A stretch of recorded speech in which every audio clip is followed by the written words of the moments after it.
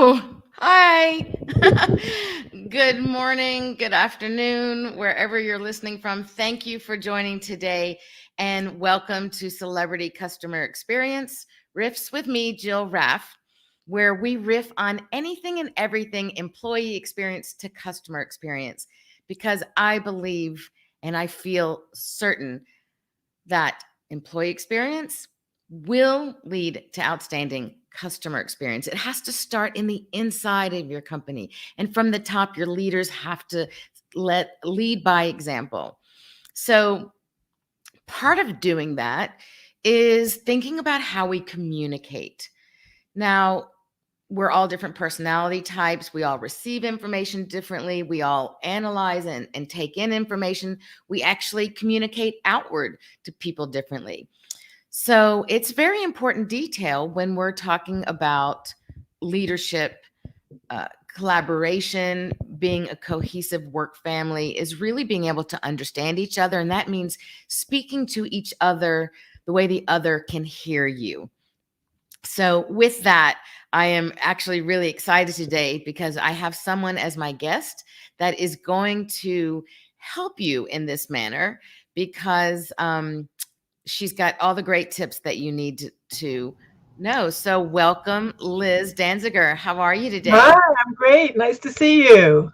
Oh, so great to have you on. You just really help people in such an important way in leadership, in getting along, in collaborating. So I want to just give everyone a little bit of a bio to kind of give some background on you. So Elizabeth is the president of Worktalk Communications Consulting. She's the founder of that organization and is seasoned written communications expert for over 30 years of experience.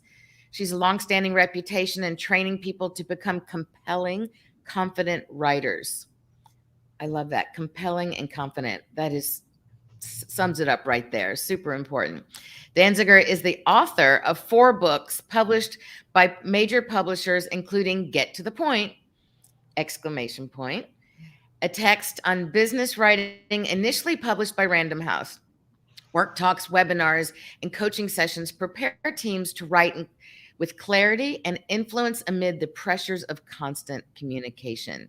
She works extensively with customer service and sales teams. So, what better person to have on today than to really help us understand the ins and the outs? So, Liz, I always like to start with just giving a little background so people get to know who you are and what led you to doing what you're doing. Well, I started out as a writer. I started out, first of all, as a very undirected college student studying philosophy and Asian studies at Pomona College in Claremont, California.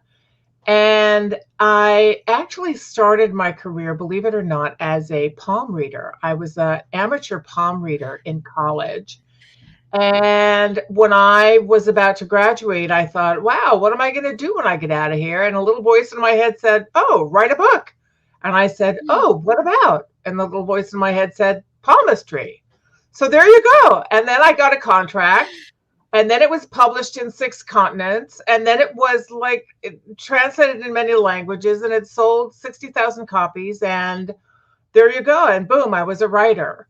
And then I wrote several other books and I worked as an editor. I worked as a freelance writer for all the major women's magazines, for Glamour and Self and Family Circle and Reader's Digest.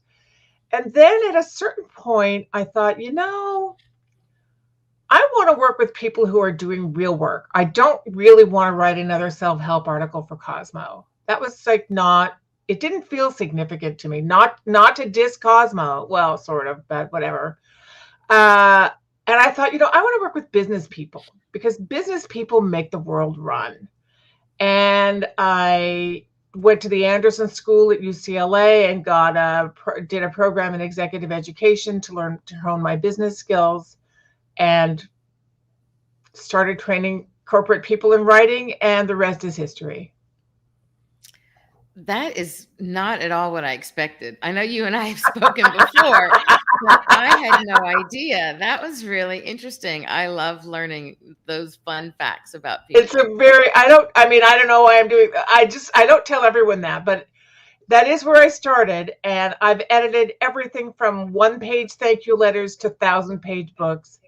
And I've edited everything. And now I've trained so many different organizations in writing that it's been a really interesting ride. That's great. So I went ahead and put up your LinkedIn profile. If anyone is already intrigued and wants to reach out to you, there's Liz's LinkedIn URL. So connect with her there. Let's move on. Um, Gosh, so your skills, what you teach people, the skills that they need in communication are so important. So, how are you using these skills in your experience in the workplace today to help those leaders?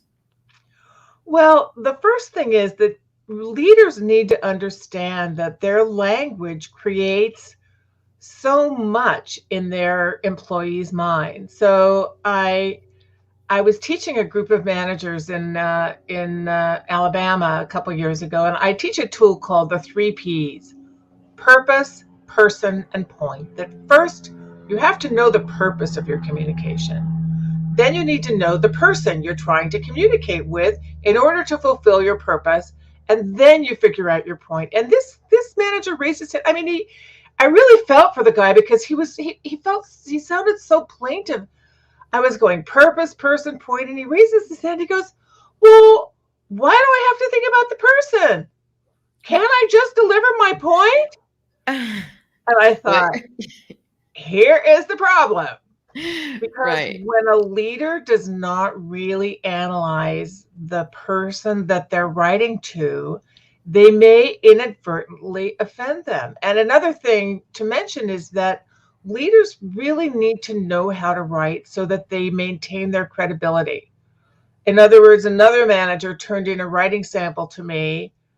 We get writing samples from everyone. It's like sending a blood test to the doctor. We get writing samples before our trainings, and he was instructed. He was giving feedback to someone who had not cleaned up an area of a restaurant, and he wrote, "I was very clean to you in my instructions yesterday to vacuum, to mop the floor." And of course he meant clear. "I was very clear to you in my instructions." But how much credibility did that feedback have? Any credibility when he had that typo? So it's complicated. Yeah, gosh, a couple things come to mind. Well, first of all, for a leader to say, "Why do I have to think about the person?"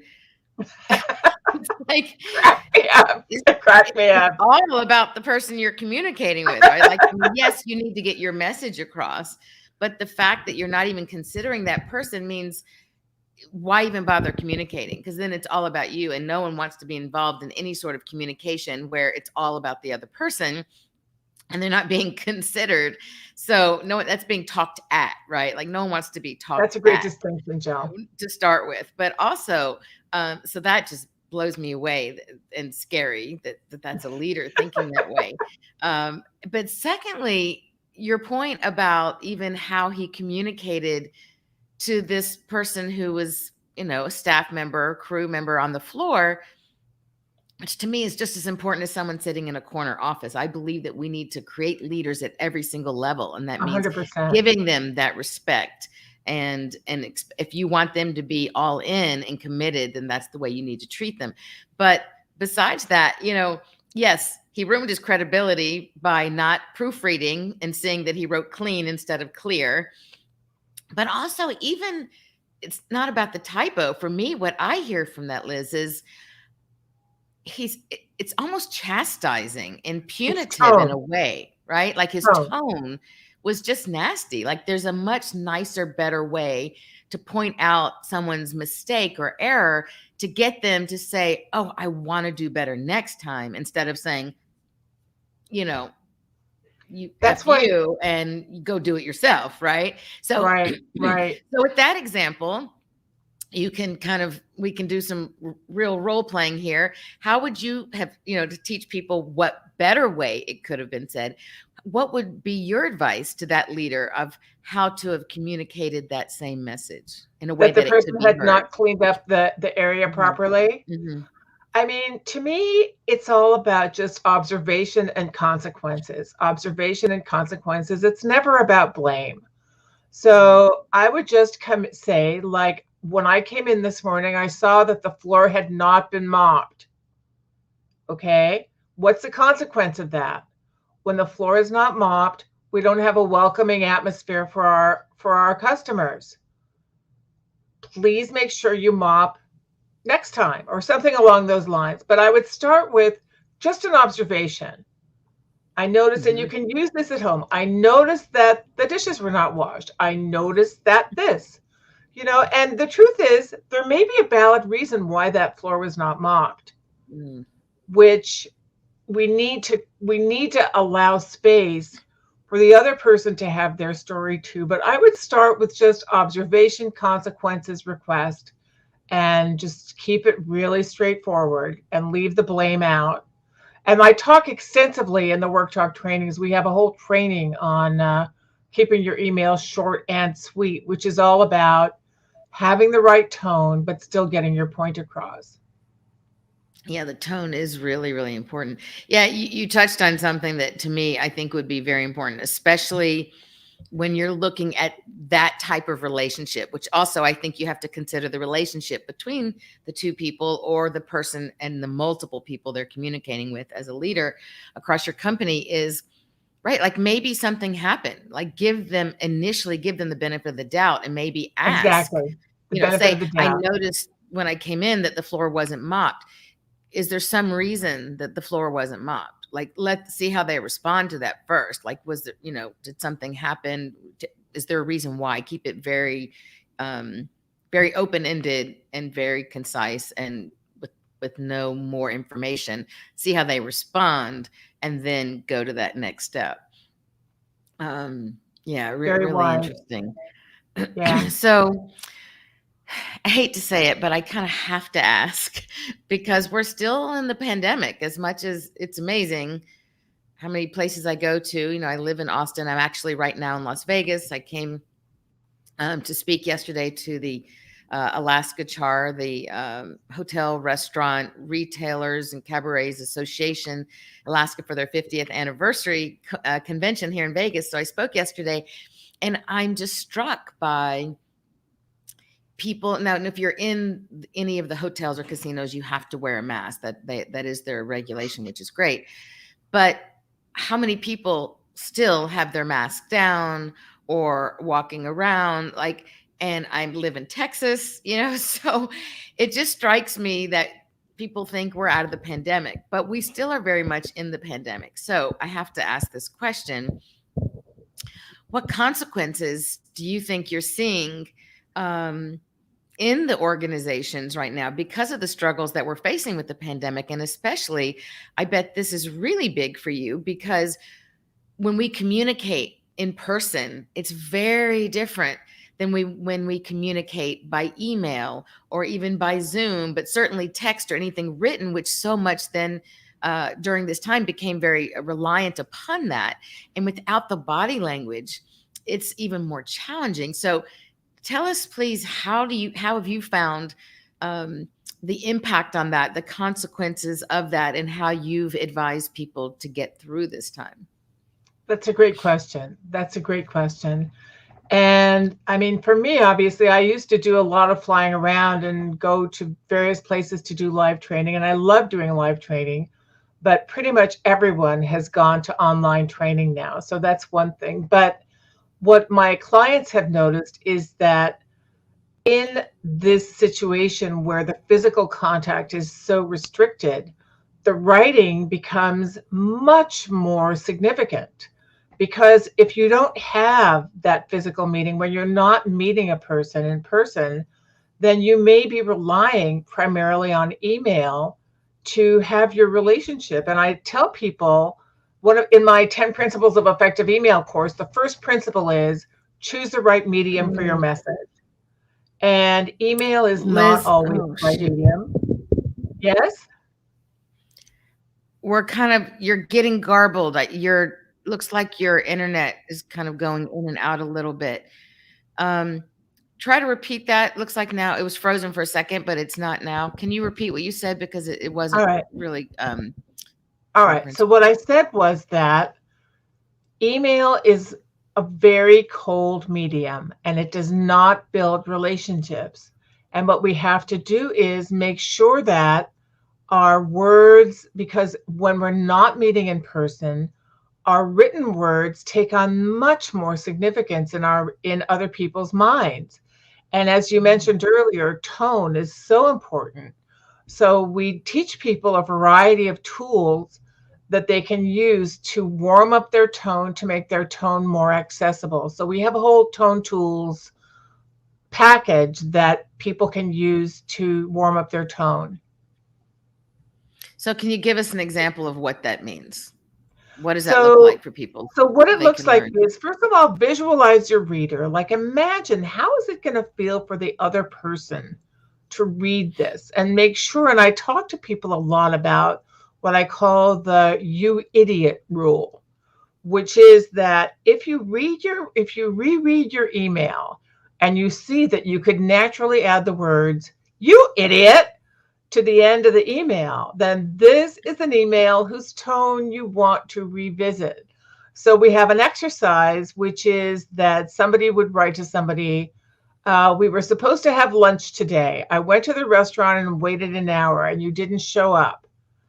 Um, which obviously fails the you idiot rule, because the natural add on to that is you idiot.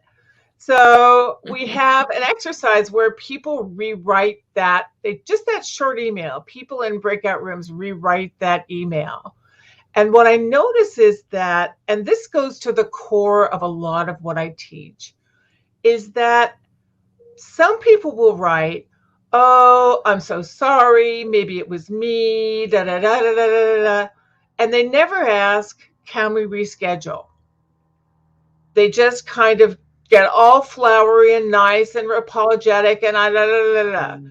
Other people tend to get really harsh, like, "Hey, I waited an hour and da da da." But the point is to be nice. I had in my calendar that we were supposed to meet, and I did go to the restaurant, didn't see you. Are you okay? But then you always need to move the conversation forward.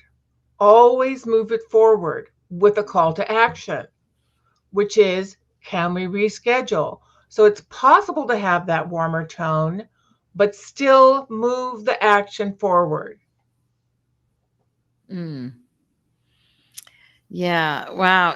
I've caught myself I've caught myself doing that before where I catch myself before hitting send, because there are some times where I really could have written "you idiot" at the end, and it would not have We come all off well. could. So I have something concrete in my brain to remember to test myself on that. So thank you. That's a really good tip for everybody to implement right away, and that's the goal. I want people to learn.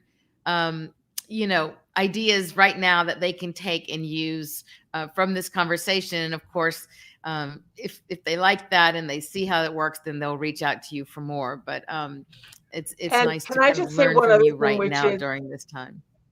it amazes me how few people reread their emails before sending them. And I always ask people, like, what percentage of the time do you find either an outright error or something that should be written differently when you reread? And estimates Mm. range from 50% of the time to, 100% of the time. You always find something that could be improved or that's actually wrong.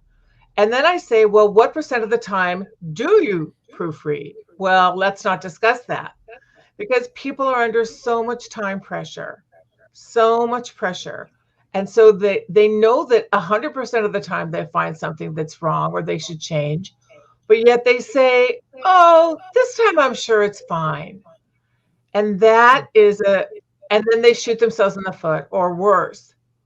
So the rereading, you just have to reread everything before you send it. There's no way Hmm. around it. Yeah, especially with autocorrect these days. Sometimes, Don't even get me oh my started. Lord, if I'm on the phone, right? Sometimes the things that come out, it's like, oh boy, how did it switch to that? I'm glad that I reread it, but I'm guilty. I am so guilty. I We often, all are. in a hurry, I don't reread it. I just send it. And especially if it's family or friends, I don't worry as much. But, even still, sometimes I wonder, and I'd like to hear how you address this, that I'm well, I guess I will probably forever be a recovering perfectionist, and I'm really trying to let go of that because I know it's detrimental. It really is detrimental for any sort of progress. No, nothing and no one is perfect. And so I've let go of that, but I still am very detail oriented. And so I find myself going back and looking at all these details. And sometimes I think, Jill, oh my gosh, it's good enough. Just send it. Like I wonder, where is that fine line between proofreading, catching the grammatical errors or some of those other things, and where is that good enough, and where is, oh, I should have changed some wording around even more. Where's that fine That's a line? great point. That's a great point. So my third book was called Winning by Letting Go, published by Harcourt Brace, Winning by Letting Go. And the whole book was about that topic of how do you let go? When do you let go? And that was the whole topic of it. And although I've moved on from that in my professional life, I still retain that concept of winning by letting go, which is that at a certain point, you do have to just let go. So my rule of thumb is I proofread things once, I reread once. For a standard email, I will reread once, figure that I've got it, and send it. For a very important email, I will reread twice. But I think that if you have a No, tendency to be a perfectionist, Liz, I'm sorry. Hold on one sec. I just want You were kind of getting electronic again, so I want to make sure that I heard you and that people understand. So you said for an email, a standard email, you reread it once. yes, Is that correct? yes. And for an important email, I may reread it 2 or 3 And then what'd you say times. after that? I said that's the rule. That is Okay, my two or rule, three is times for an that I important just email. reread twice, and then but more than twice is Mm. you're likely to have gotten most of what you need to get in Oh, 2 rereads. Is the internet bad? shoot. I don't know. I apologize. The reception, I don't know, maybe it's on both of our sides or maybe it's on my side. It's getting a little spotty. Can you hear me okay still, Liz? I can hear you. There. Okay, great. Okay, so for standard email, one time; for an important email, two or three times. Right.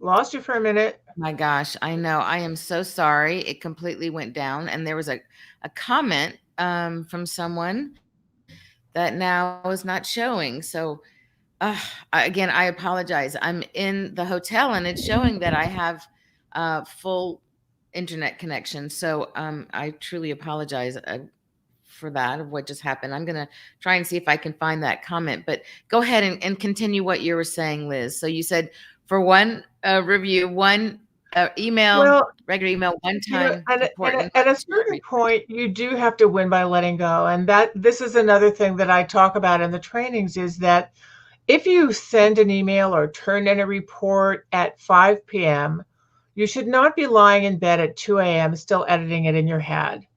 It needs to be, you need to say that, the whole idea, and I'm glad you mentioned that concept of good enough.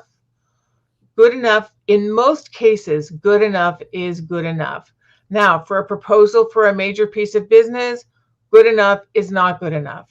Only perfect is good Yeah, enough I agree. for a proposal for a major piece Yeah. of business. But for an email, but you do have to, if you just reread it once, I would be a very happy person. If people would just reread once, that would be amazing. Yeah, I agree. So So, it's important. yeah, thank you. Thank you for giving me the freedom to let go and to do that and setting those guidelines. Um, I cannot, unfortunately, post it and highlight it on um, the the live cast right now because I reconnected to StreamYard and it's not there anymore. But I want to thank Tova Sterling for joining and adding her comment. Tova is the host of Virtual Chocolate and Cheese, and she said, "I love this conversation. Something I say when hitting roadblocks with my team is saying, I don't expect perfection. I can't give. It holds everybody to a high." Um, but let's see, it looks like that's all it was. Oh, here. It holds everyone to a high but unanimous standard. Um, I think that is a great point, Tova. Thank you for contributing to the conversation. And yeah, I think it's right. You know, someone I've been interviewing people who worked with my dad back in the very early days of McDonald's. They were owner operators from the early years. And he said, you know, one thing that we always loved and respected about your dad is that he never asked us to do anything that he didn't do himself. So there was a level playing field. And when you're working side by side and you're showing that you're not looking down at anyone due to role or task or position or title, then everyone's going to be working all together for the same purpose. And if you establish that early on, then your communication also reinforces that. And I think your communication style, your tone, and your word choice, and what you do, like Tova pointed out, is letting people know, look, I'm not expecting anything more from you than I don't expect for myself as the leader. So that was a great contribution. I love it. Thank you, Tova. Um, so Liz, I apologize for the for the technical difficulties, but you've given so many great points and great tips here. I'm going to just put back on again how people can find you. LinkedIn.com/Elizabeth Danziger. It's up there. Um, so in closing, it's been a quick half hour.